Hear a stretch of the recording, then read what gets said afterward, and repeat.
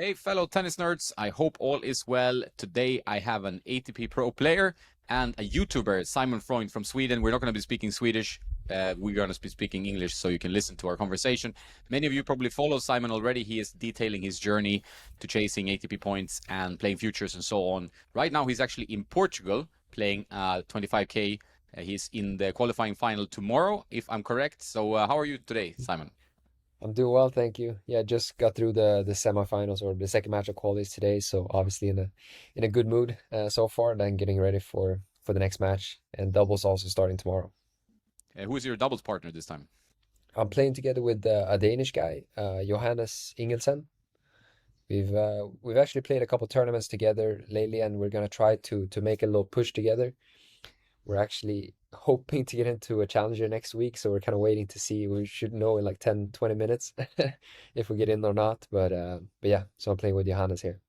Yeah, it's always good to play with someone you know, right? Have you played a lot with people you don't know? Like it's like you go to a place and you have to just make it up as you go. Yeah, it's been a lot like that for sure. Obviously, like the week before, you try to find a partner, and obviously, like most people, I probably know, but not necessarily that I've played with them before. But I've gotten to the point where I really want to like prioritize playing with good partners every week. Whereas before it might have been like a little more, yeah, just like playing with a good friend, like having some fun out there. But now it's Yeah. more, really prioritizing good partners for sure. What do you enjoy most? Like it's singles or doubles? Like where do you want to put your focus? Still singles, I guess, but doubles is a pretty good backup. Yeah, for sure. Like I've always really loved playing doubles. I always loved like the whole tactical aspect of it all and like the just trying to find like different ways and working together and everything because I feel like that is just a bigger aspect when it comes to doubles compared to singles more. There's more like tactical opportunities and such. But I obviously enjoy singles a lot and the last couple of years because I've had some like injury issues and stuff, it's kind of naturally just been that I've had more success in doubles as it's been a little easier, like on the body, just playing doubles. And then as I haven't played too many tournaments, it's just been like I still managed to perform pretty well in doubles and maintain my ranking there. Yeah, it's good. And it's always a good backup. Like if the singles don't work out, like you get maybe too many injuries or it's frustrating, it's always good to play doubles. Like there's a lot of players doing that and doubles is actually at least bringing partly some money, but also when people are getting interested. I think you could maybe do more marketing for doubles. Would you agree with that? That you think sometimes doubles is like undersold as a product to watch as well? Yeah, for sure. I really think that's something, as you're mentioning, that's grown. I feel like the tournaments haven't been too good at maybe like marketing the doubles matches and stuff. And I feel like a lot of people that watch doubles never really understand like the pace of play and that there's so much going on. And I feel like that's as in like most sports that you might have to learn a little bit more about like the tactical aspects of it. And once you get into that, I feel like there's just a lot of depth in the doubles game that's could be very intriguing for a lot of people for sure. How are the conditions now in Portugal? Like, I guess on the futures tour from the players I talk to play actively on the futures, it's like it's a bit up and down. You know, you have to be a bit open-minded on what kind of accommodation you can get, like what are the courts like and stuff. Like, where is it? How has it been overall in your kind of playing career? But and how is it like right now for you over there? So yeah, for sure, it's been a good mix of facilities and organizations and such. But right now, so like when it just comes to this tournament, I'm in Portugal right now, and especially in Europe, when you play especially $25,000 tournaments, the organization really goes up a notch, and like the quality of usually the facility and such is a lot better. But when you play the 15Ks in different areas, like it could really be very high and low, for sure. Like it could be, you know, practice balls that you can't even see the logo. That's like the only thing you have to choose between, and like some courts that are just completely different and stuff like that. So it's a lot of different things. And I actually had a conversation like just recently about this. Like it is pretty fascinating in a way that they don't have, like a set standard in a way, like set rules that at least some kind of like universal on a professional tennis circuit that you need to have these kind of like standards at least to like the courts or like the balls and stuff like that. And yeah, I remember I was playing like a $15,000 tournament in Tunisia, and I can't remember exactly what balls it was. I don't know if I should mention it, maybe it's bad, but and I remember the balls just kept popping. Like, like it was insane. Like every match, I probably had like two, three balls popping. And it was the same thing, like all matches.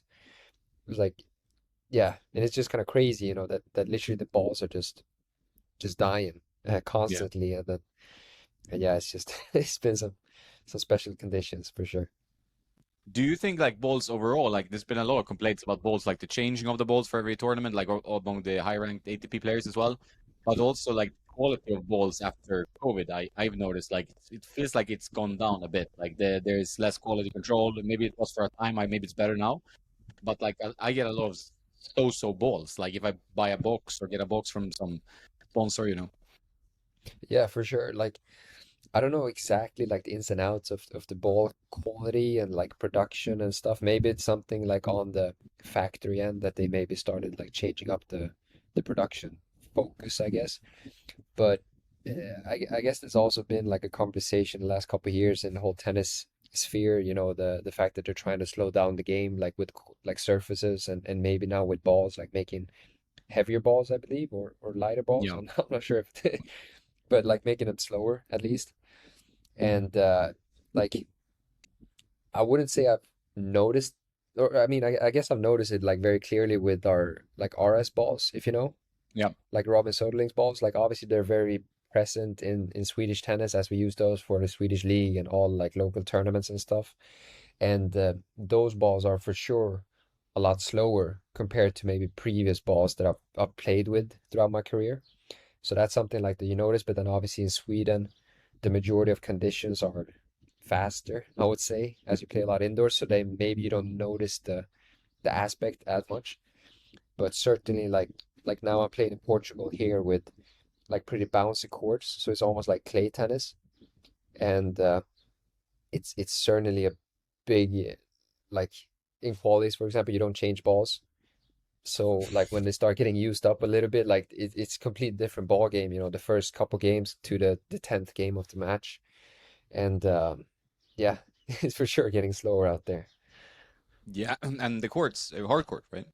Yeah, it's hardcore. But it's like I think they pretty recently surfaced. I don't know what it is, but like it's just very bouncy. Mm-hmm. And I think Portugal as well has a tendency to be kind of like lively with the courts. So naturally, like when you watch people play here, and me myself included, like because of the bounce, like people naturally like are kind of forced to wait for the ball more to like really make sure to grip the ball and control it. So naturally, like the pace of play is like further behind the baseline. So it's very similar to like clay court tennis when it's like a lot of counter punching and stuff like that in order to create stuff. So you have to be very patient, kind of, and like just keep grinding. Yeah, for sure. And it's actually something like talking about the ball quality. Like these balls, we're playing with the Wilson, like Roland Garros balls, Yeah, yeah, yeah. and They're once very they start bouncy, those, getting, I think, as well. So sorry, aren't those balls pretty bouncy, if I remember correctly as I well? think so, but the thing is that they lose the hair. When they lose Yeah, the yeah. hair, The they're fluff kind of goes. Yeah. difficult. Yeah, they fluff like so. It's kind of difficult to control it once they start getting a little used. And with the little bouncy courts and stuff, like there's a lot of double faults on these courts. I can assure you that. And yeah, I just think like the more they go, it just gets harder and harder to control the ball, like, grip the ball, really. Yeah, it must be tough. Like, and also always adjusting. Like for your game, what do you think? What do you play your best tennis on? Is it like kind of Swedish indoor courts, like the Good to Great? I saw you played recently a tournament there, or is it more slow clay you like? Where do you think you shine the most? I don't know, like it's been a thing that I've thought about lately. Like after my college years, I used to always just enjoy like playing in hard court outdoors because that was just natural that I played a lot there. But I actually remember that at the start of my career, I really enjoyed playing green clay in the US because The I felt hard like that court, was yeah. a perfect mix of like a little slower, but you can still kind of take the ball early and kind of play. Like I really like to come forward to the net a lot, and I feel like I got a lot more opportunities on green clay compared to red clay, and but still it wasn't like crazy fast. It was just like serve and nothing. So Yeah, maybe green clay would be my answer there. Yeah, it's pretty cool. Like we have like one like in Marbella where I live. Like there's a few green clay courts, but they're on really high altitude. So then you have that Okay. altitude bounciness as well. That's a bit annoying. Otherwise, the courts Yeah. are fine. But it's just like when you're playing on high altitude, you really need special balls. Otherwise, the ball just goes all the time. Yeah. Yeah, for sure. So your travel schedule right now, is it like, okay, Portugal? Do you already have plans where to play next, and like how far do you plan your tournaments in advance? Like can you do that as on like futures level, like where it's how does it work I th for I you? think it's very important to try to set a schedule, like set a plan with weeks and tournament weeks and home weeks and practice weeks.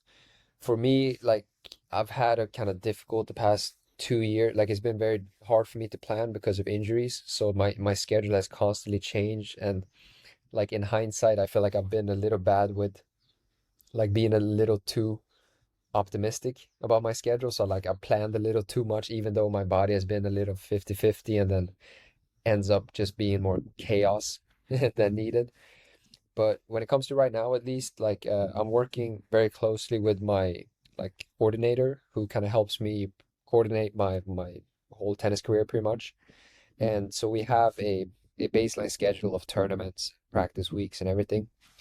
But yeah, as I mentioned earlier here, like we're waiting to hear back regarding a challenger, and then depending on what happens there, we've talked about like just recently that we need to make a decision today or tomorrow, or latest tomorrow actually, how we're gonna do with tournaments because we're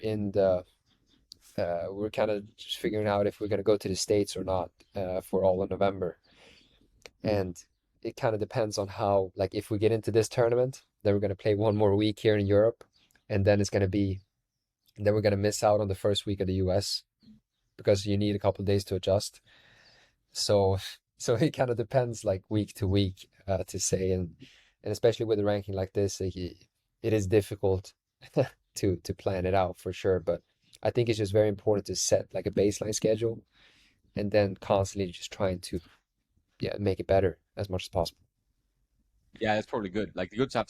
I mean, you always have to plan and then plan also for the uneventuals, like the stuff that just happens, right? I mean, like you don't obviously know how far you will go in a tournament, so you need to always have like plan A, plan B, plan C, maybe. And Yeah, then with injuries, that's an extra complexity. Like, okay, I can't play in 2 or 3 weeks because now I have to go rehab, and yeah, that's tough. Like on tennis, tennis bodies are easily breaking down. It's so much strain on them, right? yeah, Um, for sure. so it makes sense to have some rough schedule. Is there like a good amount of futures like what are you futures you're gonna play in the US that's like kind of a swing in November that you're going for? Yes, but there's also a couple of challengers. Right now my doubles ranking is kind of like it's not really good enough, to be honest. But because I have my partner, the Danish guy, we're gonna try to play a couple tournaments together. And also during November they have a good mix of challengers, 25Ks and 15Ks, all in the States. So we kind of know that we can always try for the challenger, and if we don't get in, we can always go play the 25K. So we just feel like it's a very good mix there. Yeah, no matter what happens, obviously like the logistics needs to be figured out, but no matter what happens, we have a very good opportunity there to try to make the most out of every week, for sure. So that's kind of the main idea behind it. Yeah, it sounds good. Sounds like a plan. How tough has it been? Like you've recently made a switch to STIGA, which is on your cap there as well. Like Oh yeah. and you're like their main ambassador, playing with the new racket. Like how big of a shift has that been for you when you're actually competing or actively on the circuit? Um, I feel like it's been mainly positive. Like, I mean, obviously, because I've been injured, I haven't been able to play as much, so it's like it's a little difficult, to know your exact level and stuff.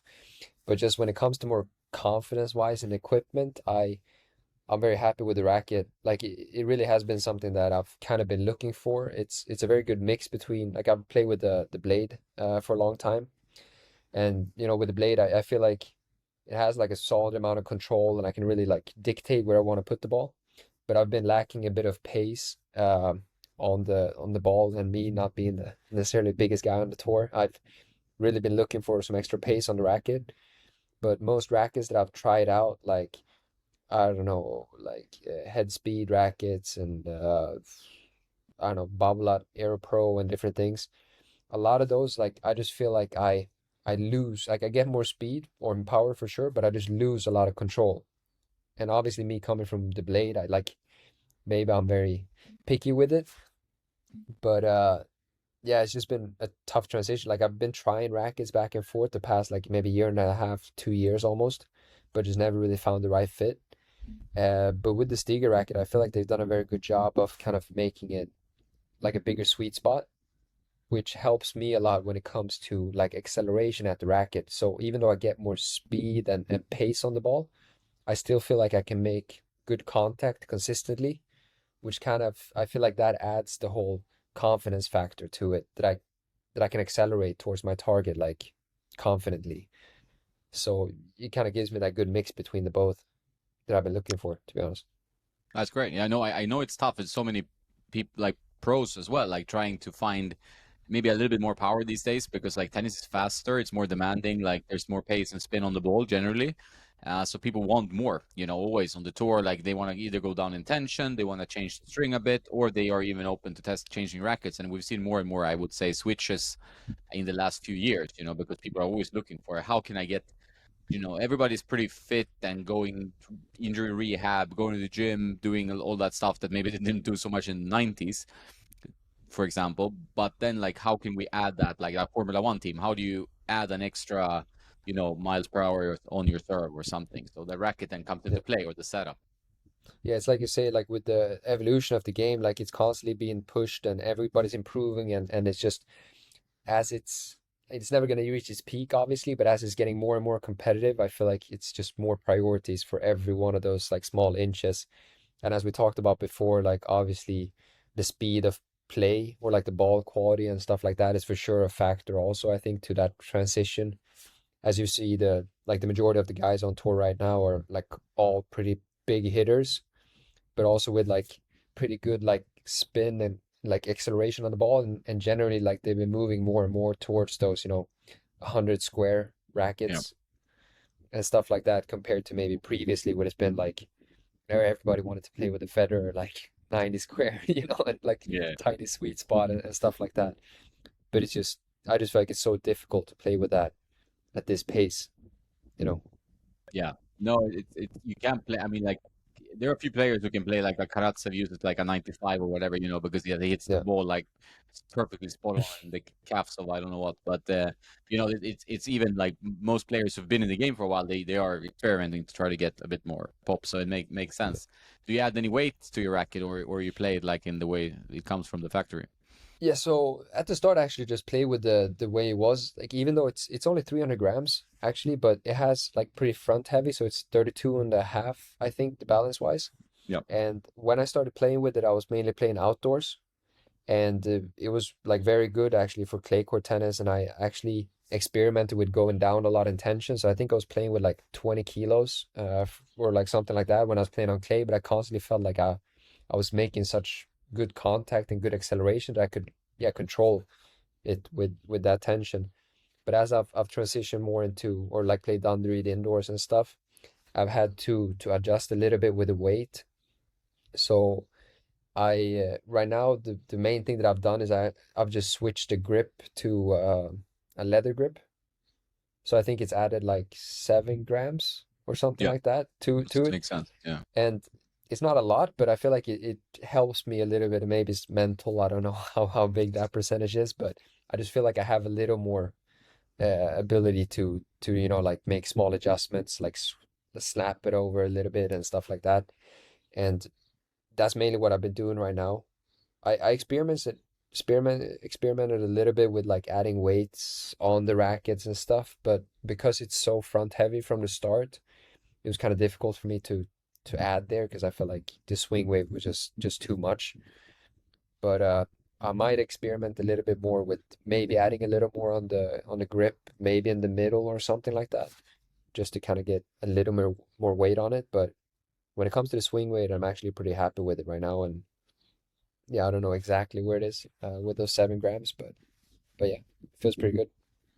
Yeah, swing rates are, I mean, generally going down as well. Like players are swinging faster, so having these like 350, 360 swing rates. I mean, some pros are still playing with them, but it's getting rare, I would say. Like, from people who are need have more whippy racket head speeds and play a little bit of a like a kind of curious technique, or even like Fritz who plays pretty light, but then has so much arm rotation, like so much speed in the arm, like a whippy arm. So it makes Yeah, sense. for sure. What strings are you using? So right now I'm using the RS Paris strings, Okay. so they kind of like spinny strings, I would say, and yeah, like a, yeah, they work well for me. And just to kind of add on what you mentioned there with like I feel like more and more, as you say, like a lot of pros that I've been around, like a practice with, like with Sinner, for example, and stuff, and I feel like they're starting to move down a little bit in their swing weight. I feel like they've had higher, but like I feel like they're constantly experimenting with how much they can lower it just to give them more pace while still maintaining the same kind of speed and like quality of balls. And yeah, it's like you say, I constantly think that the equipment is evolving so much right now with like, I don't know, the frames and stuff like that and the pace of play and everything. But yeah, we're really seeing a big shift towards maybe bigger sweet spots, like bigger racket heads, and just trying to make it easier out there. That's for sure like one thing that's been my biggest feeling with the Stiga racket, like moving from 98 to 100. I just feel like it kind of makes tennis a little bit easier in a way. Like it just feels a little easier, like playing tennis is just, yeah, I'll take Yeah, it. I mean that makes 100% sense. Like you need it. You need a little bit of help. Like out in the corners, if you're defending, like I think usually when people attack the ball, like they play aggressive, or they at the net, like it's fine to have a smaller head size because you are in control. But as soon as you have to defend and use, move around like from side to side and stuff, like then that extra square inch here and there, it makes a big difference because you don't have to have that super clean contact on every shot. Yeah, so right now, like playing outdoors and I don't know, like right now I'm actually stringing 23 kilos this tournament right now. And yeah, when I was playing in fall and indoors, I was stringing 23 as well. And yeah, yeah, 23 is usually like 22 and a half, 23 has usually been the main. Yeah, that makes sense. It's my favorite tension as well. Side note, but when you're now you're also like a YouTuber, right? So you're playing actively, combining it with a YouTube channel, documenting your journey. How has that kind of like made your tennis experience? Like, how has it changed it? Like, do you feel like you're more relaxed playing because you have a little bit of more financial incentive or a bit of a thing on the side that you can keep growing because people are interested in you and the way you're actually very good at that kind of commenting on the match and you're all very honest with which I think people really like. Has that helped you to relax or is it putting extra pressure on you, for example, when you're playing? Well, thank you first for the compliment. But I think it's very much a mix of both. Like it's for sure the time constraint has been like a tough thing, as you probably know better than most people, like that it takes a lot of time to edit videos and stuff like that and plan it out. And it's very fun in a way to learn new things. I feel like I'm learning something new every day as I'm trying to figure this this kind of career out.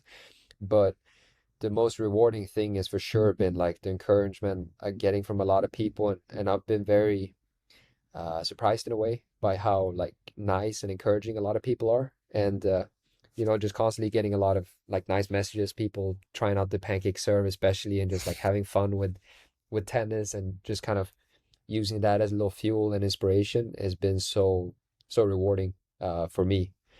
And I mean, I still want to say that I'm very much a beginner in that whole process. I feel like I've been a little lucky with getting like an initial growth, just to kind of gets like build a little initial fan base, but then I still very much feel like I'm trying to figure out my concept and like how to do it, because as you know, like it takes so much time, and you maybe have the ambition that you want to make it like, oh, I'm gonna make like a Netflix documentary about these coming days training, and then you end up sitting there with like 30, 40 videos that you have no idea where they're from, and, and just all scrambles there. Yeah, it's tough. It's like people don't realize usually like how much editing time is also like just figuring out what's the storyline, like what am I trying to tell, and then also how many cuts you have to do because like you don't want to bore people to death. Like, and when you do a lot Yeah. of footage, obviously you're gonna have some boring stuff. You want to have it like pretty whippy and like for example, Felix Mishker is good at that. I know you play doubles as well, and he has really found like a good system. You also seem to have a very good system. I actually asked him as well, like, how do your opponents, when you come there and you bring your tripod or like your fence mount, whatever, and do you always have to ask them to, can I record or do they know that you're already recording or how does it work for you? I they probably know most of the time because I like the and but every match I always make sure to ask them. And like I would say 99% of the people, they kind of laugh at me like who would ever say no, pretty much.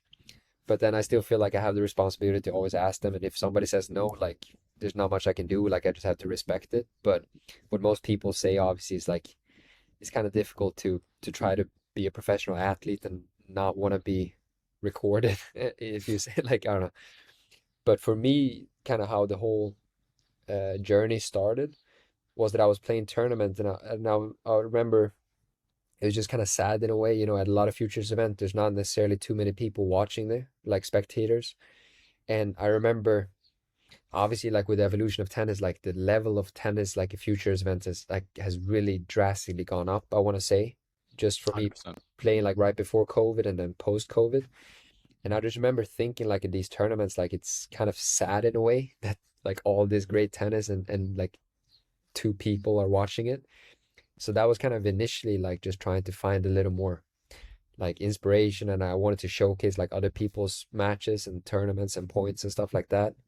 That's actually like one of my initial videos, I think, in my channel was when I just recorded four of my best friends playing like a doubles match in a club tournament.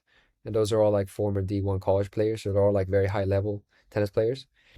And I remember I was just put up my camera, and then I thought it was such a good match that I ended up like cutting it together and posted it on YouTube.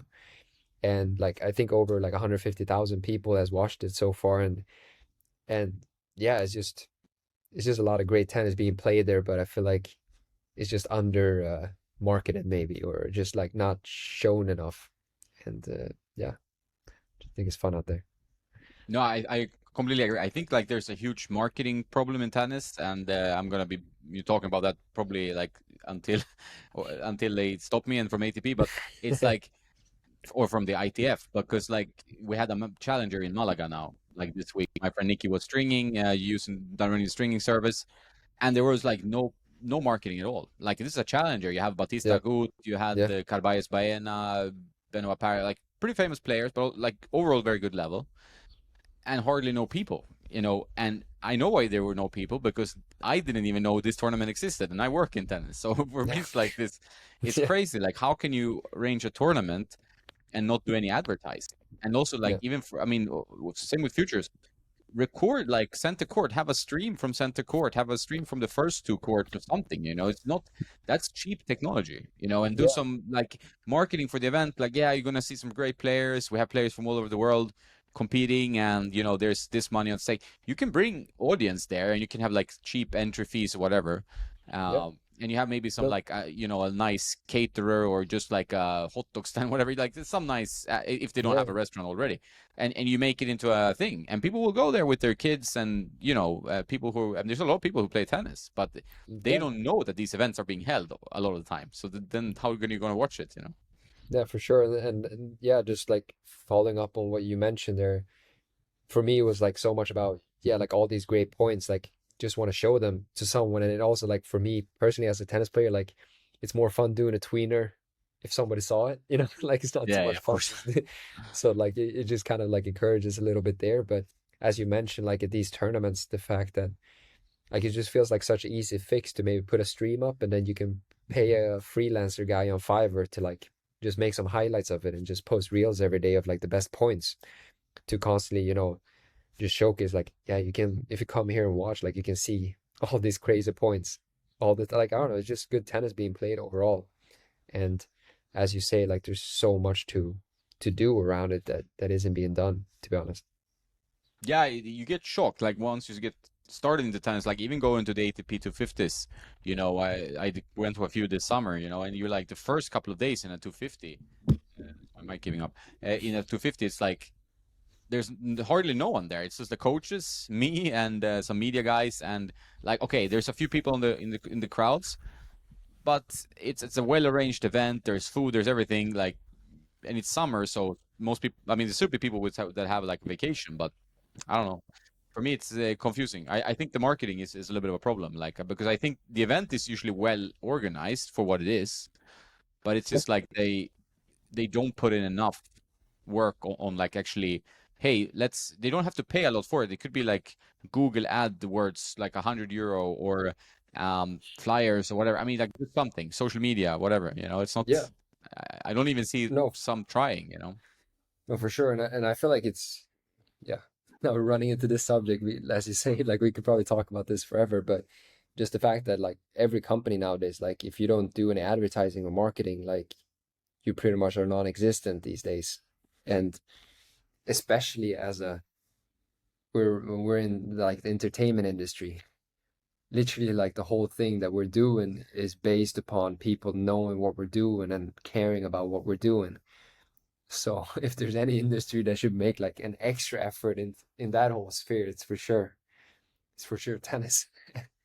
Yeah, and also like selling like all the players have personal brands, so you can use that to create more storytelling around the product and like okay, especially like I think it would be great if more players had like YouTube channels like you do. I think that's a great thing because people get to see tennis from a different perspective, and I think actually it advertises tennis as a sport. Obviously, it's going to be like tennis nerds watching it, but you can also reach a bigger audience. Like Felix reaches a quite young, different demographic. I'm sure you do too. So I think there's like room there. I know it's a lot of work to do it, you know, but hopefully it can inspire people to watch more tennis and also get to know players playing futures and challengers. Because like like you said, the level of tennis is super high. It's super Yeah. high on these events, and you can see as good of a tennis match as you do in the first rounds of an ATP 250. So, you know, and it's very cheap. There are no like super expensive tickets, you know, yeah, especially if you But live close. it's like you say, I feel like it's just kind of going through that period of trying to modernize tennis a little bit in that sense. And right now, I almost want to say that like most organizers and stuff are kind of negative towards like filming matches and stuff like that. So it's like I don't know how you call it, but like it's not necessarily that accepted or like Yeah. encouraged. It's like it's for sure not encouraged, to do these things. And for me, like if I was a tournament organizer, like as you mentioned there, like it would be great for me if all these players are constantly posting pictures and promoting the event.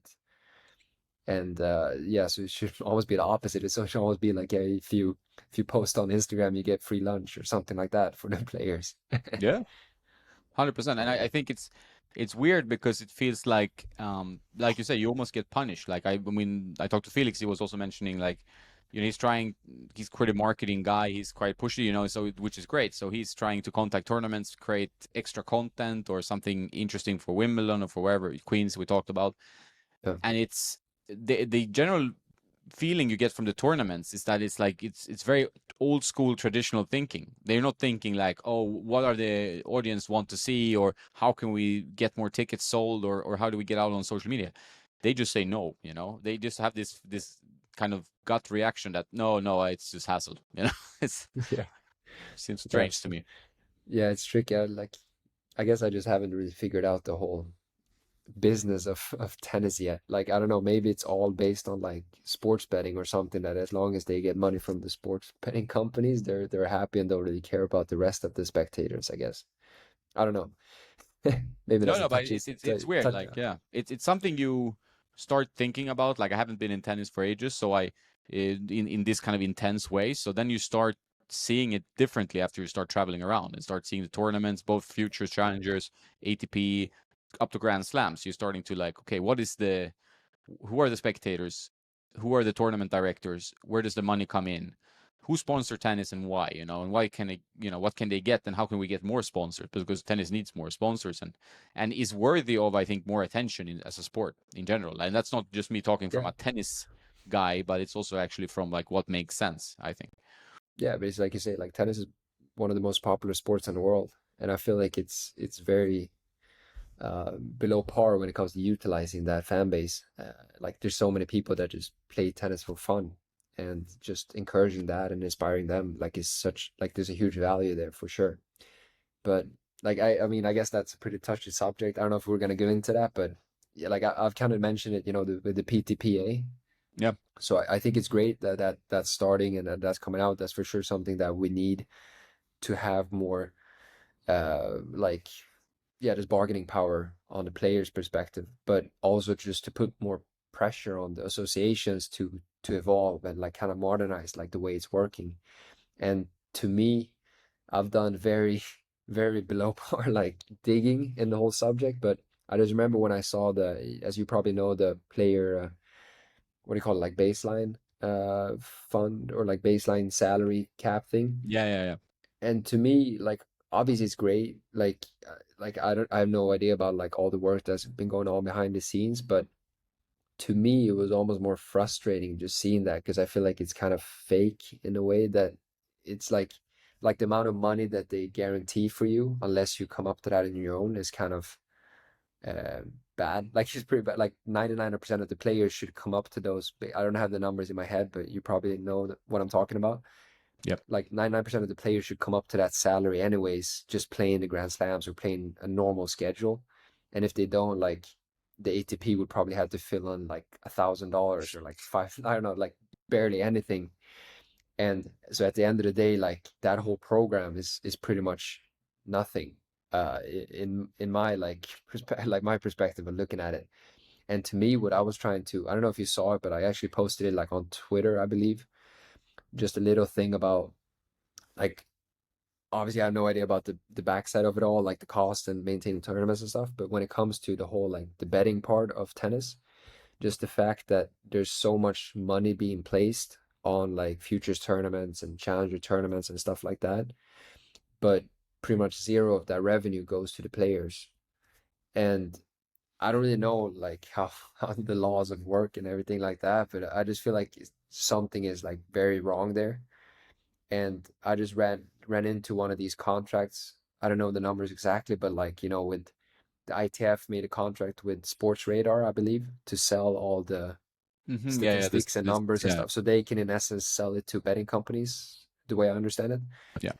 And I don't know how many millions it was, but just in my head, I did like a super quick basic calculations of it all. And for me, I was like, yeah, if they just take 50% of that and split it with the players, then I counted it to that like pretty much every player with an ATP point could get like $10,000 a year or something like that. And that's if they only split like half of that money. And yeah, most of my like colleagues out here, like $10,000 goes a long way when it comes to travel costs and stuff like that for sure. And but yeah, obviously don't know the full story where all that money goes and stuff like that. But No, but it's a good discussion to have because I think like there needs to be some transparency from the AT because I also felt like when they bring out an initiative like that, you want it to be if it's not a huge thing, it's almost like not worth it. You know what I mean? Like because yeah, I understand that because the frustration is then like if you do just like okay, we have this enormous problem in tennis with the prize funds being so low and players struggling and you know it's tennis is a rough sport. You need to travel, you need to be your own entrepreneur and pay for coaches, physio, everything, right? It's like even stringing. So yeah, it's one of those sports where you're quite alone, you know, a lot of time. And then so they needed kind of like a serious initiative and it felt like yeah we hear it's like a 10% improvement or whatever you know and you're like then you rather not do anything at all like then you wait one more year and you come up with some big changes right because it feels it's almost like you know laughing at the faces of the players like say oh we did this look at us you know. yeah. And to me, like as I'm getting into this like YouTube stuff and like good partnerships and different ambassadorships and stuff like that, I really do find it crazy the thing that you mentioned there with like as tennis players, you have to do so much on your own in order to do your work, I guess, when it comes to travel and hotels and booking and talking about like mainly on the ITF circuit, like future circuit here. But it kind of fascinates me the fact that like ITF hasn't struck like a partnership with I don't know, like a big hotel chain or something like that. Or maybe you have to structure it so like in Europe, the official partner of ITF tournaments are, I don't know, some big hotel company. And then you just have it naturally. It's like all tennis players have some kind of discount there or something like that. And Yeah. obviously you have all these pro tournaments that have all these official hotels. But the way I understand it is that at the end of the day, it's all up to the tournament organizers to fix a hotel or a player's hotel or something like that. And when it just becomes every like there's no real like hierarchy or like no main guy that's kind of like just dictating how it should be. And unless you have that, I feel like it's very hard to make any improvements or any like I don't know benefits in a way because I feel like you have so much more bargaining power. Because obviously, like as a hotel chain, like it's amazing for you to strike a deal with ITF, so you can have all these, you know, hundreds of tennis players like customers coming to your turn, like your hotel resorts every week, like how to do it in like Tunisia and Monastir and different things. So to me, I just feel like there's so much there that you could Yeah. do something with that's just like not done, because at the end of the day, like where it really helps is the players, maybe.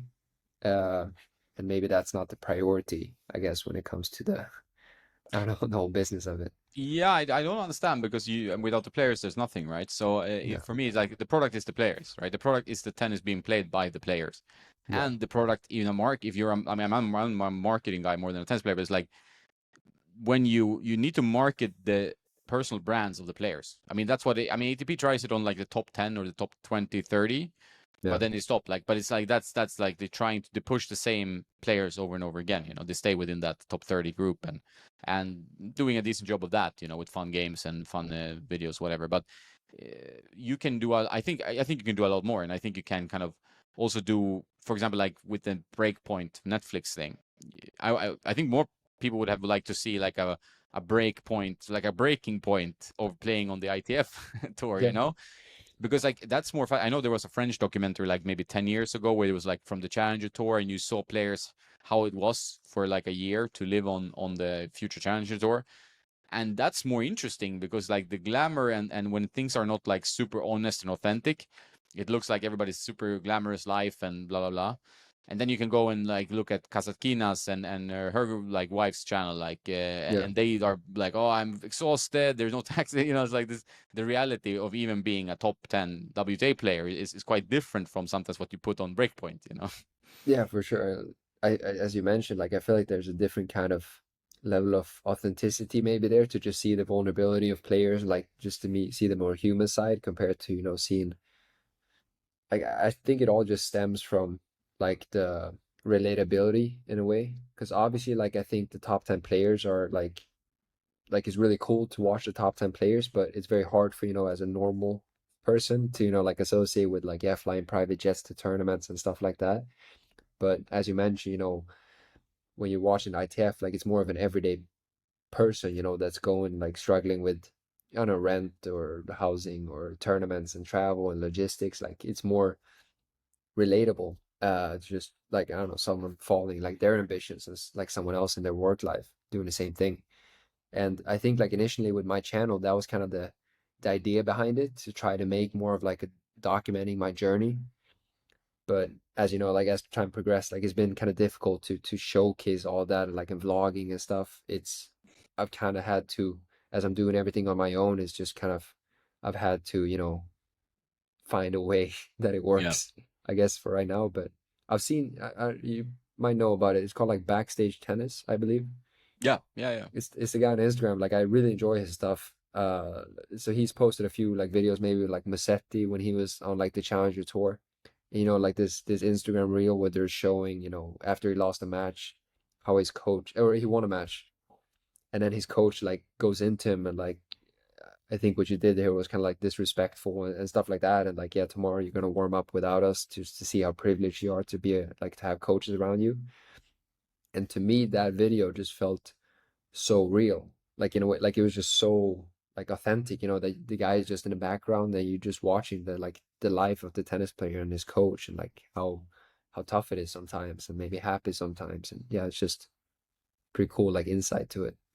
Yeah, I think people love that more because like and that's I think the trend. And but at least my personal life, like I've gone pretty heavily from watching like more Netflix before. Not that I watch a lot because I don't have that much time, but to actually watching YouTubers. You know, not tennis only, but obviously everything that I like. You know, and it's you can find more natural, organic takes on everything, and like really in depth, like personal stories, which is great. Like that's what you wanted maybe from other things. I mean, sometimes you want watch an overproduced movie or a very well produced, like a fantastic movie. Yeah. But some of these series and talk shows and stuff, it's so produced and like fakeish that it's like it's not a good product anymore. I think for the world we live in today, you know, it feels like dated in to me at least, you know. Yeah.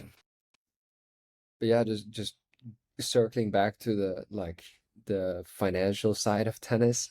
I really think, as you mentioned, that it needs to be more transparency of like how the whole business as a tennis player actually works. Because right now I just feel like it's very it's very tricky as like a young tennis player coming up, that you just have to figure out so much stuff on your own. And I've talked about this a lot, like when it comes to like on a national level. I've kind of been like a huge advocate, I want to say, like towards the Swedish Tennis Federation, that there's not really any info. Like, I'm not saying that you need to give me a bag of cash every year, but I'm just saying more like, let's say I have some injury issues or I need a fitness coach. It's a very tough process, as a 20-year-old to try to like find the best fitness coach. Like I have no idea like what's good or bad, but just that you have a federation that's literally like the go-to spot. Like if you need some help with like, all right, here's a recommendation of the tennis federation's partnered fitness coaches. So you're like, or something like that. You just go there, and so then you at least can maybe, all right, here's 3 guys that the tennis federation work with or like partner with. Just those kind of things, and maybe like maybe a guideline or fact sheet about like how much it costs to play professional tennis on average, Yeah. or something like that, like the tournament cost. And like that's usually something that people just have to learn the hard way, I guess. And yeah, there's those things. And I feel like obviously on a bigger scale, like the ITF, and like maybe they have a certain responsibility. I feel like that you could just, I don't know, you could just help the players a lot, just to give that insight, because they obviously sit on the knowledge, for sure. Yeah, I think more tools. Like the way you see it from outside is like just guides, whatever, like some help, from the local federations. I think tennis is just like a little bit of a mess organizationally, because it's like, besides, you have the ITF, which seems so big that it doesn't do anything.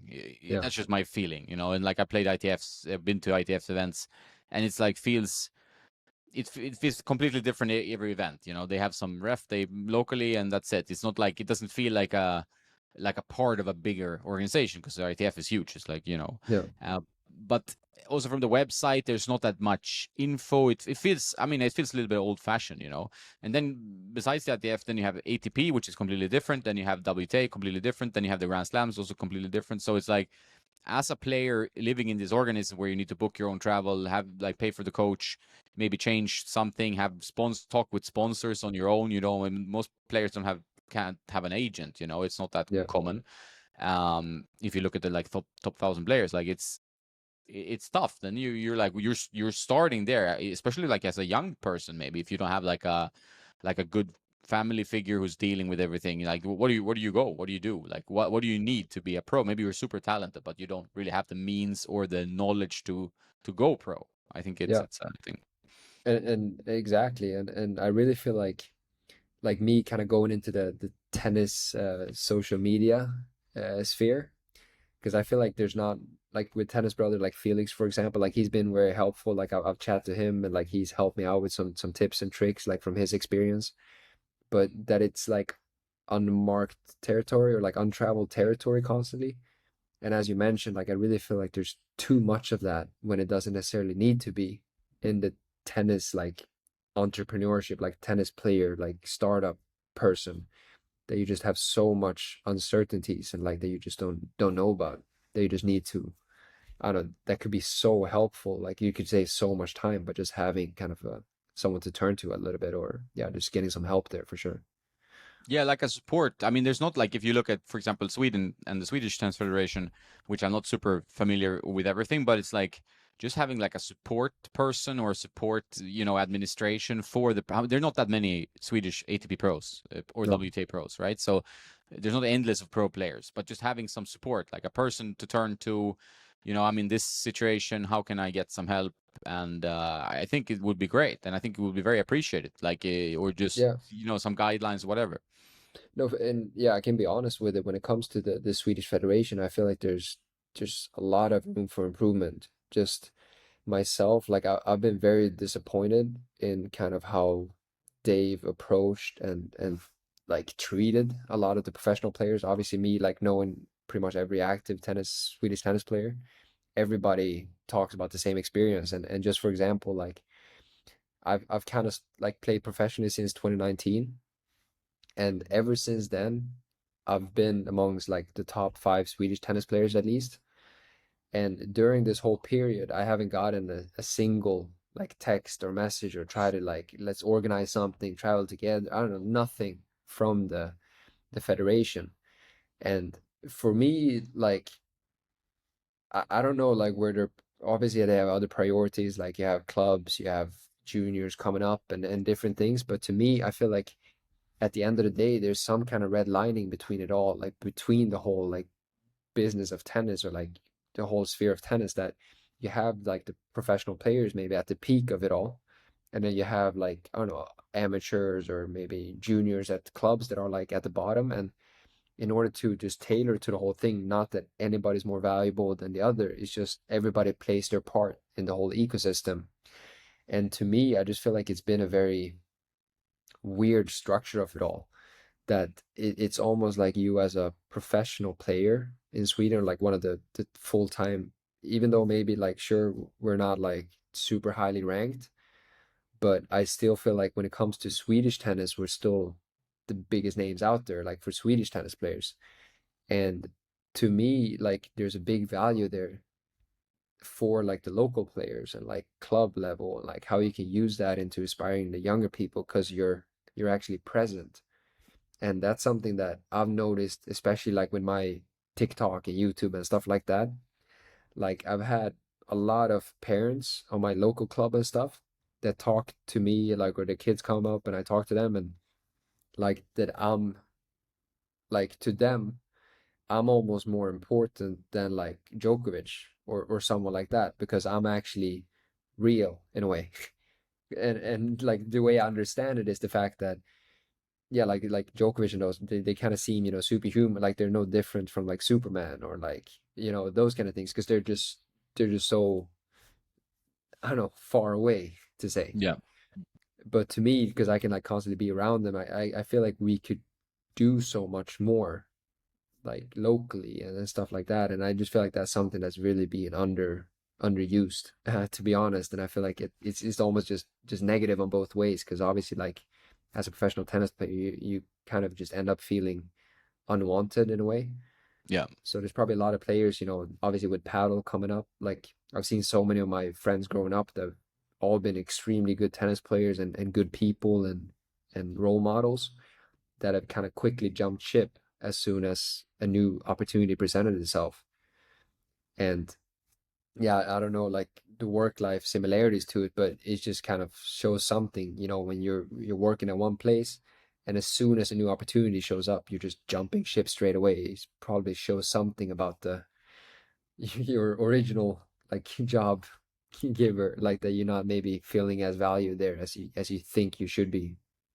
Yeah. No, it's a great point, and it's great to hear your story from because I haven't lived in Sweden for a long time, but I do know the complaints, and I think there's what like reason Swedish tennis is where it is partly because of lack of these types of initiatives. That's my feeling, at least. I might be wrong, but it's like, Swedish tennis, you have like a heyday, 80s, 90s, whatever, Robin, but it's been a bit of a slump. But it's mainly because I think there's a big lack of initiatives. Like there's not enough tournaments, there's not enough push. You don't get any advertising, like in terms of like, for example, like if you want to have inspire young kids to play tennis, like, oh, we're gonna have a special event that Simon's gonna, you can follow his practice with Elias Ymer, or something, right? So that's a live practice. You can just pay like a cheap entry fee or whatever, a coffee or something, and you have the kids watching your practice, and then you have like a quick chat afterwards, like a 30-minute Q&A. There's so many things you can do just to build like that vibe, like, okay, now and Simon is going to Portugal and Elias is going here, blah blah blah. These very easy opportunities on club level, on the local level, that you can push the sport. So you have, because like you said, if you're a like top 5 top 10 player in the country, that's a role model for other kids, like juniors growing up in that same country. And you look at like a country like Italy, which is doing really well, is because they've been pushing like that. They've done like loads of ITFs, loads of tournaments, tournaments below that level, like local tournaments. And now, and also they push heavily, like organizationally, they were like invested in the ATP. They have people everywhere there. And look at Italian tennis is doing well because they've been really so active, So if you're not active and not doing events, tournaments and stuff, you're never gonna have good players. Like it's just, then it's just a fluke. Yeah, for sure. And I really think that's kind of the chicken and the egg kind of Yeah, like paradox there. Like obviously like you want it to be that like in the like in the glory days, like let's say you're 10 in Sweden and you're 10 in the world, or like top 3 in the world. I don't know. And like obviously I wish that was the case too, but I feel like at the end of the day, like you have to kind of just accept where you are right now and try to make the most out of it. Yeah. And as you mentioned, like at the end of the day, if I'm the top player in the country, I'm the top player in the country. You maybe wish that Roger Federer was the top player in the country, but like you're stuck with me. No, I was kidding. Anyway, No, but you need to like you need to work with what you have, and then improve the base you have, and then you're going to get good juniors coming up and things. I mean, it takes time, but it's like that's how you build a culture. Like you build a tennis yeah, culture that way, right?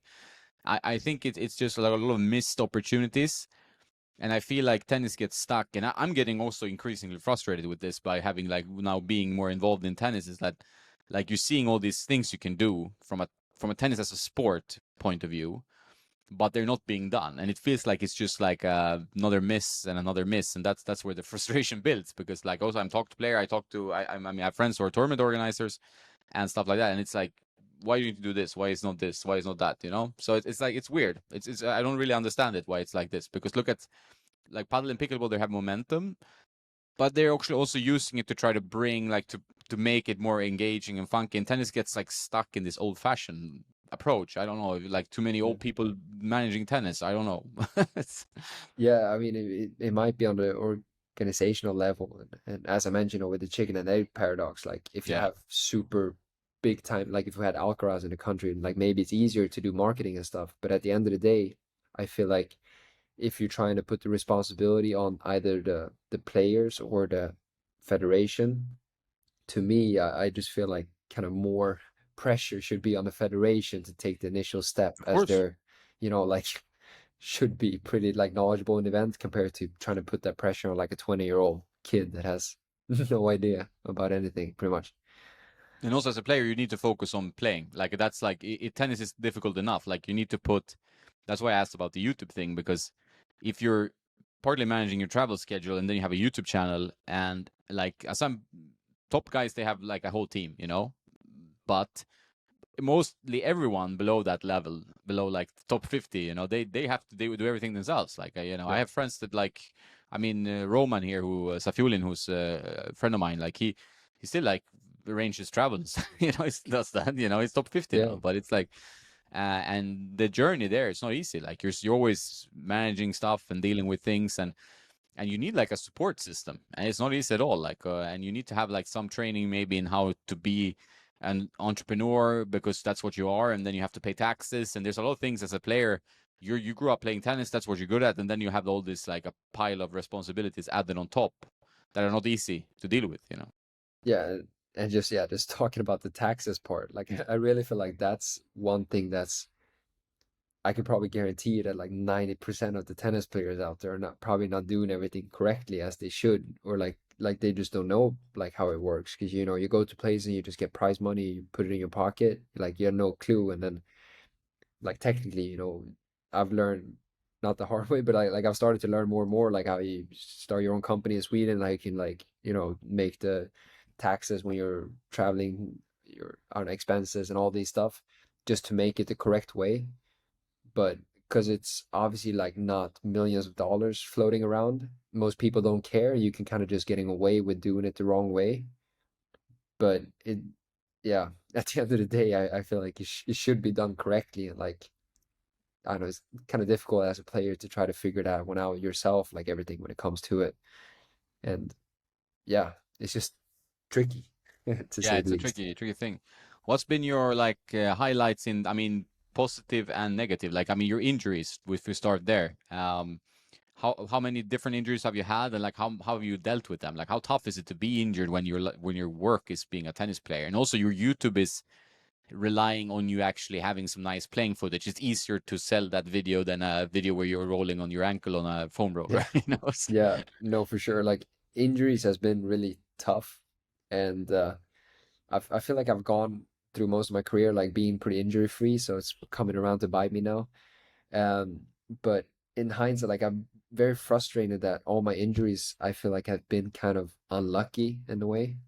Like my first one was that I had an issue with my toe So I twisted my ankle first, and I ended up switching shoes, and I ended up like between my toes, I started like having issues with it, and it became like a wound in between them. And then I constantly like let it heal and stuff, and but it just every time I started playing, it just started hurting like really painfully. And it took me actually 12 months before I finally was like, yeah, this is not work. Like no matter how much I rest, it keeps constantly like really hurting and I can't play. So I ended up going and get like a surgery on it. So they would like cut open the wound and let it re-heal.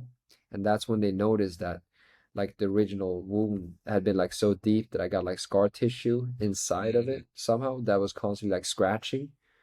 So that was kind of the issue with it. But I just feel like as a tennis player, as you say, like your whole work gets so affected by it. And I was constantly like during that 12 months period, it was like very stressful in a way because like it's very easy to get like depressed or something because obviously you feel like you're just standing still, like you want to play, you try to play, and you probably force yourself to play too much than you should. Like during that period when my toe was good, like wasn't good, I was like constantly hoping that like maybe it will be good if I go and play. And I don't know, it's just like a very difficult period, and especially when there's no kind of safety net, as you're pretty much like an independent contractor, playing tennis. Everything kind of just lands on yourself to try to figure something out. And I feel like that's just a very slippery slope. As soon as you get an injury, like I I have a hard time seeing how people don't quit tennis and just start like coaching instead. Mm. Because like, and I mean, I was down that road. I had to coach a lot to try to make the bills and everything like that. And yeah, it's just kind of very tricky to figure out a way to make it work. To be honest. Yeah, I can. I mean, like I know. I'm just like I'm playing 5, 6 times a week. I played some like seniors was supposed to play a senior ITF and stuff. I mean, this is no prize money. This is just, but it's like people are very competitive and there's ranking points and there's some ex players who played futures and stuff like this. And like I have some like inflammation in my foot, so I can't properly play. I can hit the balls, but I can't like play matches. And it's really Sure. frustrating. And for me, like I'm testing like my thing is a lot like testing rackets and doing that. And like you get brackets all the time for testing strings, doing content about that. That's my kind of gig. And then if you can't play, you get kind of like, what am I? Okay, what am I gonna do now? Like it's like I can't test this, I can't do this. So you have to find creative solutions. And if you're a player that you're really dying to play, you want to play this tournament, you're planning your year, and you don't know how long it will take to heal it an injury as well because it's tough to know. Yeah, It must be sure. get pretty dark as well. Like and especially in Swedish winter, it can get extra dark. Yeah, especially yeah, for sure. Yeah, it's just I just feel like it's tough. And then I finally got back after the surgery, and then 6 months went by, and then I actually played some. I would want to say the best tennis of my life, and won like a local tournament. We had like a money tournament in Sweden, and then the same evening I played basketball with a friend, and I tore my ligaments in my foot, landing wrong. So then I was out for 3 months after that. Just so it's back to it again. And as you mentioned, like it all kind of started like during the COVID period, that with YouTube and stuff, that tennis constantly has such like a performance pressure, Yeah. and obviously like you can't perform unless you play. So it's just like a very slippery slope there, with like bad results and just stressing more tournaments and bad results and stressing and then injuries, and like it's just like with a lot of very slippery things that you can fall into when it comes to tennis. And I guess that's what like also with the YouTube, that I just try to find a way that maybe if I have an audience at the end of the day, like even if I win or lose, if they still cheer me on or like want to watch it, then maybe you could put a little bit of that pressure aside, and so I can just kind of focus on doing the best I can instead, and not worrying too much about like winning or losing all the time. And yeah, It's tough though because it's so ingrained in your system. Like I think I mean, being a tennis player playing these tournaments and losing like maybe several rounds in a row. Like you lose, you travel to the next country, you lose, maybe next week you lose again, and you have like 3, 4 losses in a row. That's so mentally draining for your confidence. It's so tough to kind of reverse that. And in tennis, on your level where you're playing, it's just not going to be an easy match, right? Like that's rare. I mean, maybe if you're lucky, go to Kenya to play like an ITF, you get some yeah, wild card in the first round. Okay, you have a easy quality match maybe. but generally it's quite tough. Like everybody wants to win, everybody's pretty, hungry to go for it. So it's tough when you start slipping a little bit with your confidence. I think it's such a mental sport. So then you're all alone and you're like, what the fuck am I? How am I gonna reverse this trend?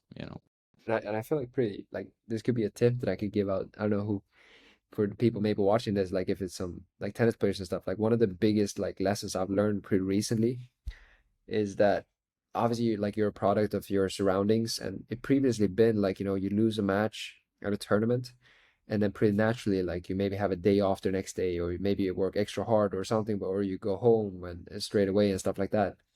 And it just kind of magnifies the losses a lot of times. But what I learned, especially from working with my coordinator and stuff that has a lot of experience coaching people and being a top athlete himself, is just that you go to every tournament planning to win it.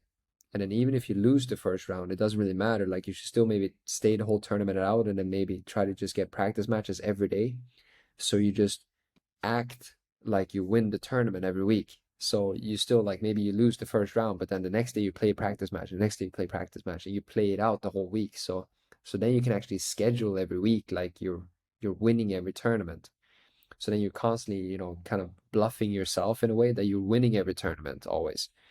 But yeah, as I mentioned, if you lose and then you go home straight away, like every time it gets so magnified, all the losses just kind of becomes like, or you hit a brick wall and you just fall down to the ground like every time you lose.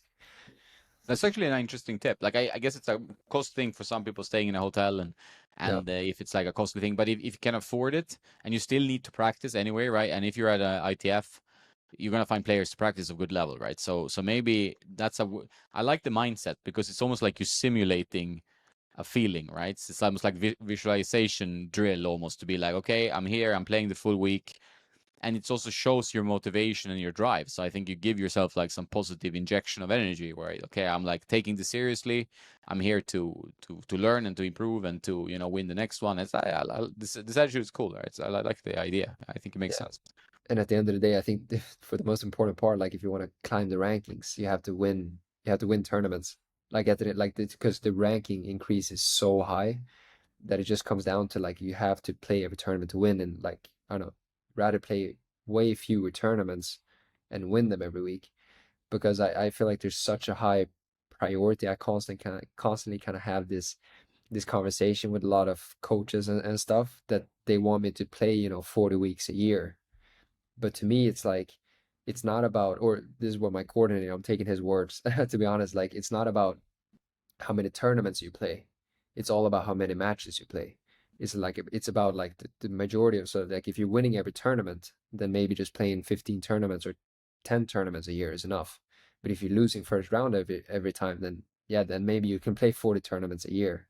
But it all comes down to how you perform at all these tournaments. And so that's more the priority, just getting the right amount of quantity in there and then just trying to build on the quality of it all. Yeah, I think the quality metric is important. Also, not to realize like don't overplay, because that's very easy to, then you're injured anyway, right? So if you're Yeah. overplaying, it's not good either. So you have to manage, like, okay, if you say, okay, these are my tournament weeks, and if you lose, you stay to practice, but you're not like traveling or rushing to the next ITF just to play that one because then it can lead to something. So I think the planning is quite important. You need Yeah. planning it financially, planning it mentally, so you get proper rest time and also also recovering your energy, because you can see it now towards the end of the season also with a lot of pros are very tired. It's like this is like it's draining to travel the whole world for like a year, and with especially players to play many weeks, and then you're towards the end of the season you're exhausted.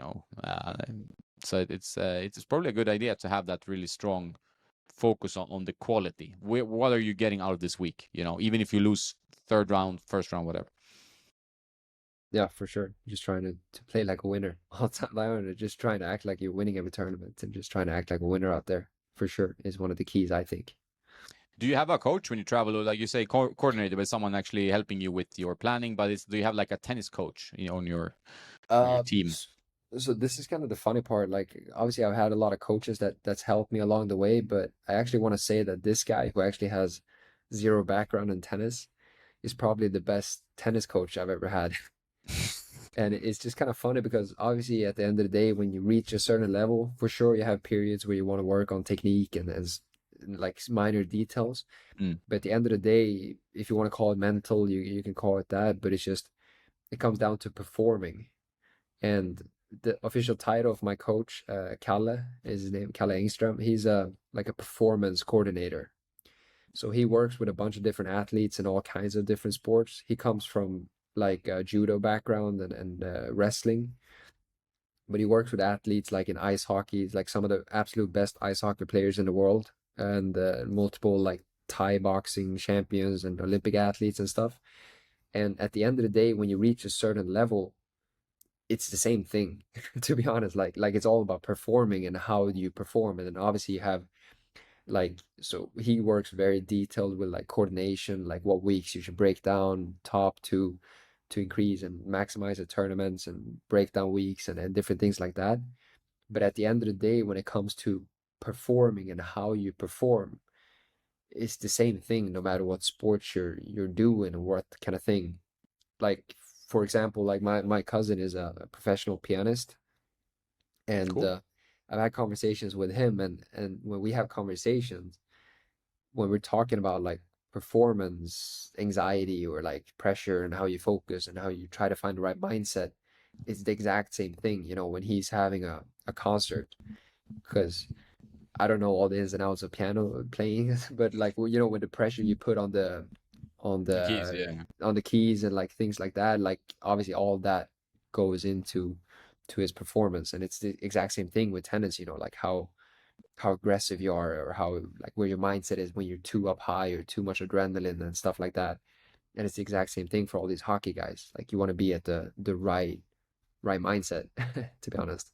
No, I think that's a great point. I think that's, and it goes also for work life or careers. If you're trying to build a YouTube channel, if you're trying to improve in business or whatever you're doing, really, it's like that like performance mindset of like planning your week so you actually get a good result, whether it's like a quality of life you want or like time with your family, whatever. But it's like having the right mindset to actually get what you want out of something, I think is, and that's why I think it's getting a little bit more common now that people think about that. Because like guys on your level, like you say, I mean, you can have technical improvements here and there, or maybe change something. But the most important thing is the mental game and like being ready and having good routines, good habits, sleeping well, eating well, all these kind of fundamentals. Like if you get that right, your right mindset, I think the results will usually come. At least the you will maximize your potential from that. Yeah. And as you mentioned, I haven't been in the work life too much, but at the end of the day, I feel like that's how all the businesses work, like that you set like a set structure, a system, and you work after that one and trying to maximize, the effort and everything in it.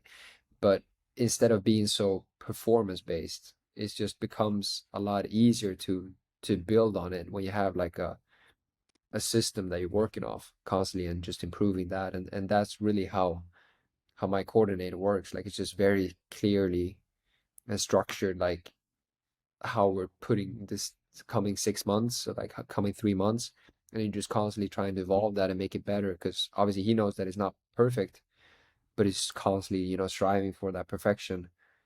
And I feel like that's where you're just making these major improvements. And yeah, like I've worked with him for the past 2 years, and like I know that I'm like in the best physical shape of my life, and I know that like I'm playing the best tennis of my life, even though my ranking is probably the worst of my life. But that's not where the focus is, because I like it's all about uh yeah, just like maybe it's performance, not results, but like perform. Like I know that like Yeah, my level is there, like my yeah, and all that is based off that we're constantly doing tests and doing like we have all the stats for it. So it's no like feeling that maybe I'm playing better or I'm not playing better, but we have, like set in stone that you're actually getting stronger, you're getting better. And that's the focus, just trying to evolve and become better at. And if you constantly do that, I feel like the results are gonna follow uh on its own. yeah. If you try, I mean, I think it's like the plan is to trust the process.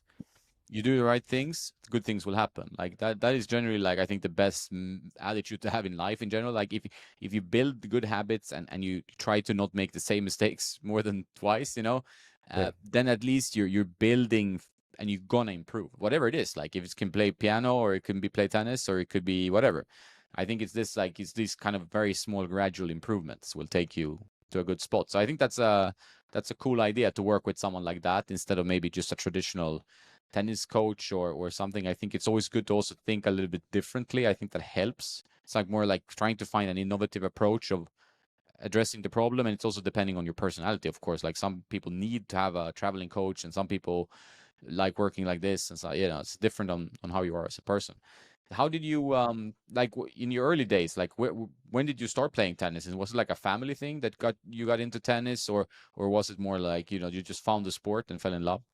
Yeah, I mean, no one in my family actually plays tennis. My dad's picked it up a little bit in the later days, but it was actually that my kindergarten was right next to a tennis club, and kindergarten, is that right? Like when you're like Yeah, three, yeah, 4 years old? Is that, I don't know. yeah. I don't know. And Doggies. daycare maybe. Yeah, Daycare daycare. might be Yeah. that. Yeah. And yeah, what just kind of happened like that, I naturally just found the balls like very intriguing. So I just ended up like holding on to the fence there, wanting to watch more tennis. And with time, I guess my parents just started to give in more and allow me to try it out and different things. And I think I was also very lucky that that club is a very like family friendly club. Like it's kind of in a neighborhood. Like it's literally just two courts, like a very classic kind of suburb tennis club. And during the time that I would usually go by there, like I think the average age of that club is probably like 40s or something like that. And when I would go on like on the way home, there would usually be a lot of the retired people that were just playing tennis and hanging out.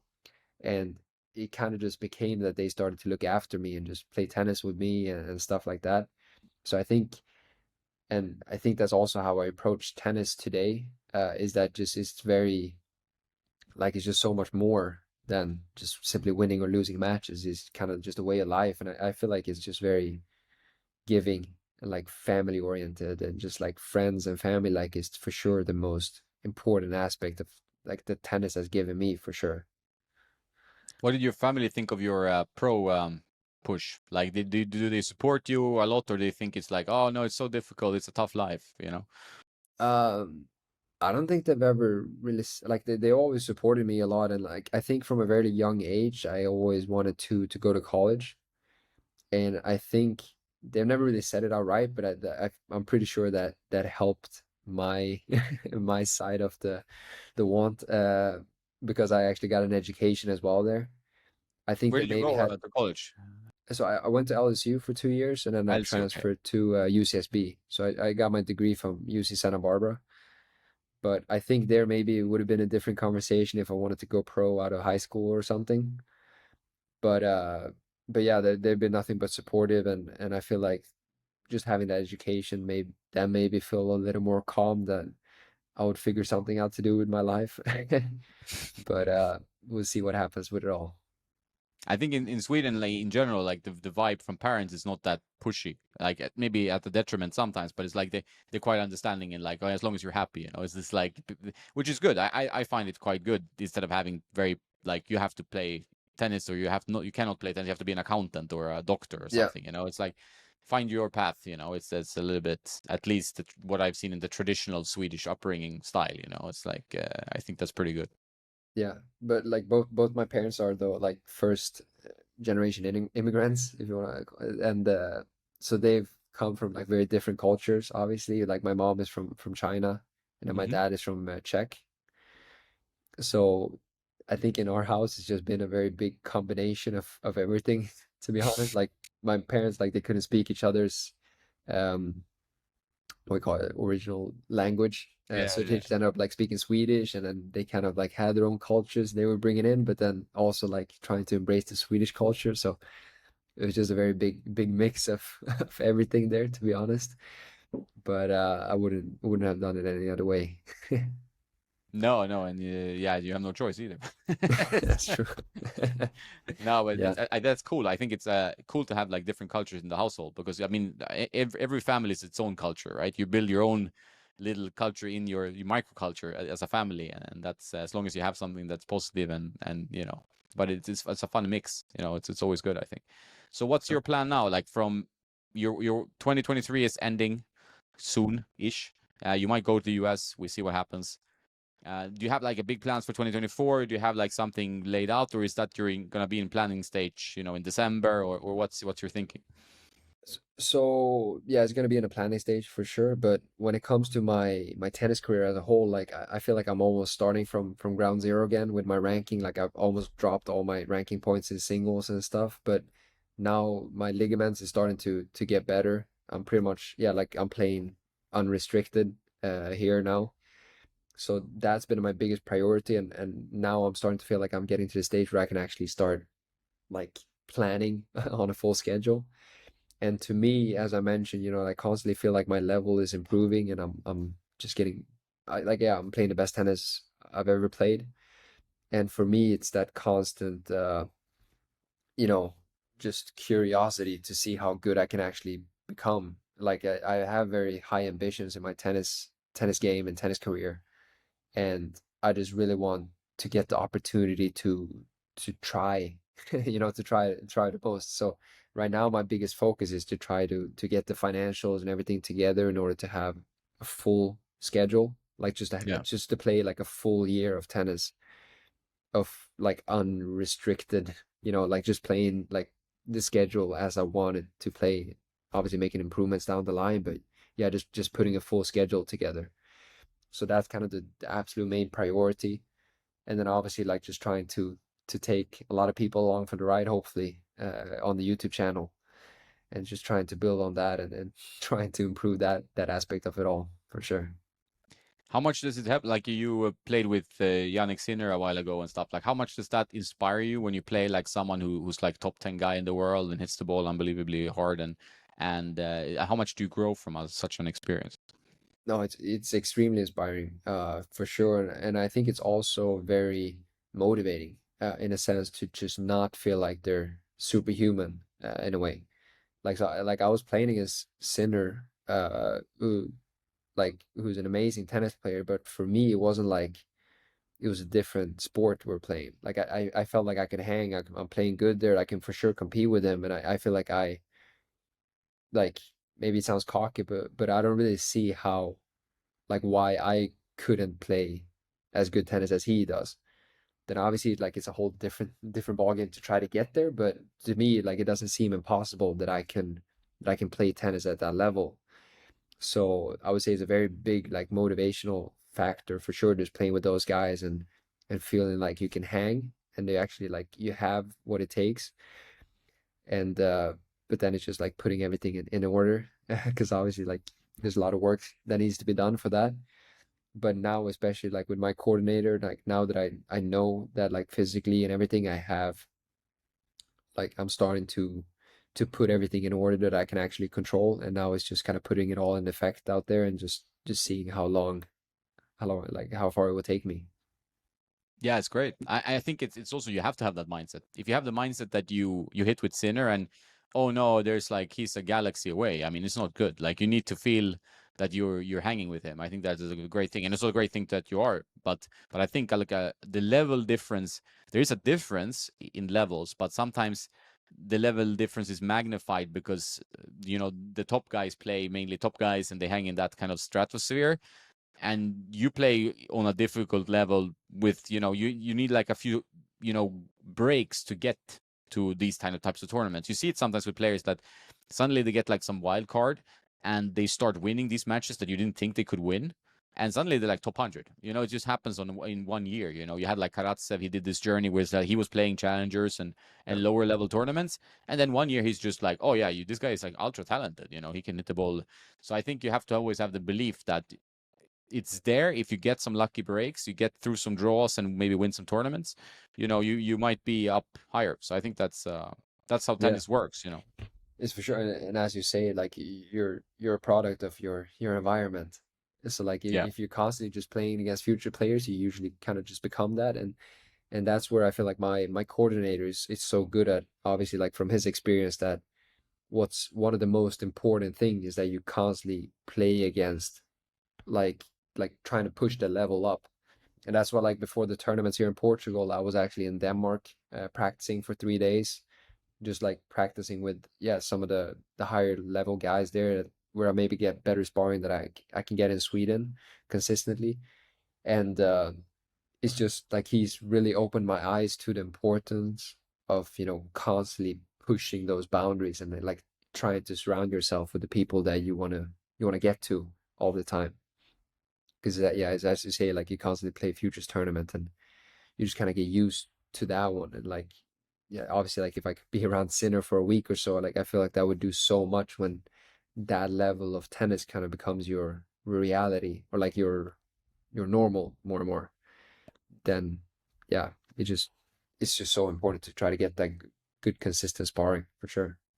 Yeah, like with your environment, that's what you see. Like if you're around smart people or like wise people that are trying to improve themselves and stuff, whether it's tennis players or businessmen or something, you grow because you like it's like you soak up knowledge and you soak up the energy. But if you're with negative people or like it's just that thing, if you have like a lot of negative friends who are just like you feeling like losers in life and stuff, then you get some of that energy. So it's like you have to you're surrounding yourself with the right inspiration is always key. Yeah, it's always, yeah, but that's the difficult part though, I guess, just finding the right environment. Yeah. Yeah, you need But to yeah. work hard. So what's your plans for the evening? You're gonna how's your food in Portugal? Like how much do you think about your food when you play tennis? Like that's my kind of last A question. lot, like it's I usually have like kind of a diet that my coordinator puts together for me, but when I'm at these tournaments, like as I'm playing so much tennis, it doesn't really matter too much because I'm pretty much like constantly on a calorie Deficit. deficit. Yeah. So so to me, like yeah, my coach is actually here with me for this week because he's, especially when it comes to the taping of my ankle, I still need to tape it every tournament. Like he's, from his background as a wrestler and stuff, he's done his fair amount of taping. But but yeah, when it comes to like just constantly trying to put calories in my body. Like before my singles match today, I was in the supermarket with him as I was getting like, I had a breakfast and I warmed up and I was getting a little more like snack because I was playing like 11 o'clock or 11:30. And I was in there and I was getting like a yogurt and some like muesli bars and stuff like that.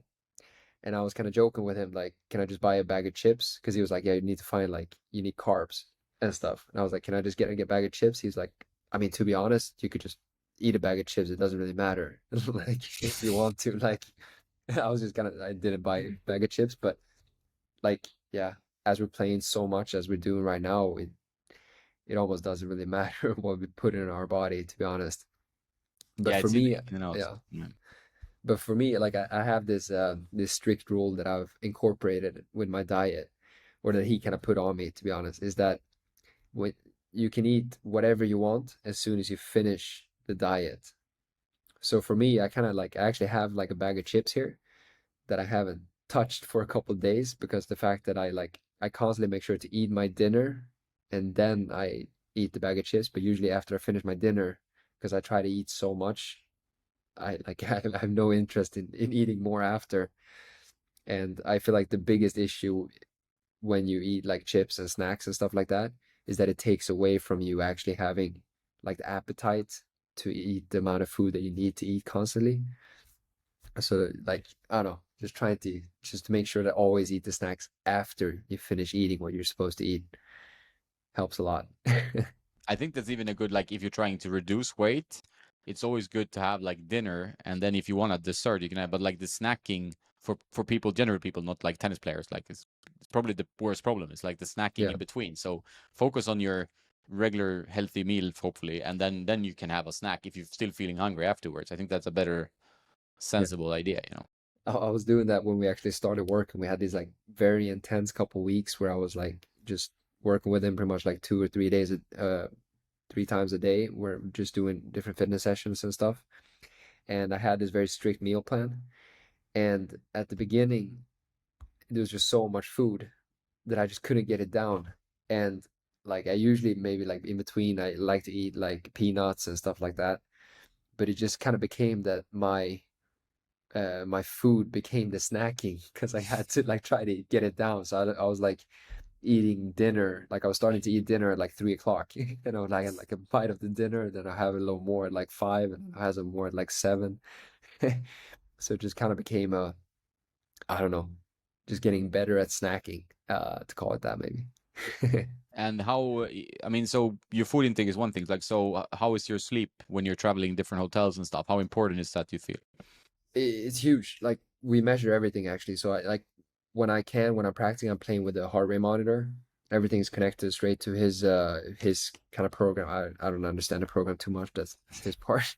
And then I also have a watch. I think it's downstairs loading right now, but I have like a Polar watch that I sleep with. So every night I get like my sleep quality.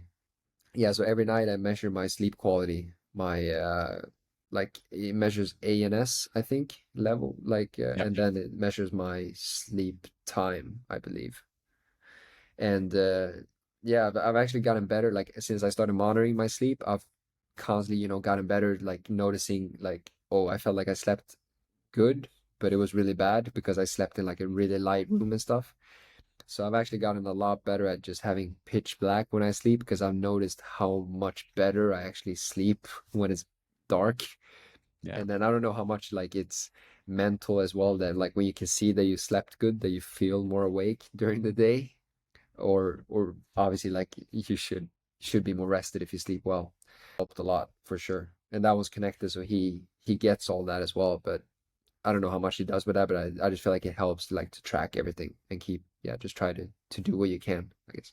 Thanks a lot for having me, and yeah, I'm looking forward to having another chat pretty soon. As you noticed, I think it's a lot of fun just just chatting about different things here, and I'm sure we're gonna try to do it soon again. Yeah, for Yeah, for sure. sure. All right, All right, man. man. Have a Have a dinner dinner and and good luck good at luck at Vamos Vamos tomorrow. tomorrow. Thanks a lot.